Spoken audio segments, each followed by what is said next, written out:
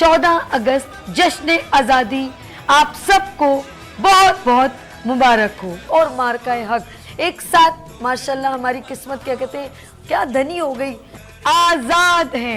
गली घर घर गूंजन सिंध अमर जा नारा नारा नारा छुटा जा दिलां नहीं तड़का जा भावें अंग्रेजी ते भावें दे पंजाबी वो आज तफक्कने बामना वो जी साकरा। अभी भी लेगेसी को लेके Maryam Nawaz day by day कोई ना कोई अपॉर्चुनिटीज लेके आती हैं। कोई भी चीज़ आप सिर्फ देना सीख लें, नोचना या खींचना जेब से, ये जो चीज़ें हैं ना, ये इंसान को बर्बाद कर देती। चाहिए कि हर वक्त गवर्नमेंट को ब्लेम ना करें, गवर्नमेंट को बुरा भला ना कहें। आपकी गवर्नमेंट बुरी नहीं है। जी जी। हम इसको बहुत बड़े पैमाने पे करना था, क्योंकि ये शहर कराची नहीं, मैं पूरे पाकिस्तान तक जाना चाहता हूँ। मोहब्बतों की मोहब्बतें बिखेरी जा रही हैं आज पूरे पाकिस्तान में।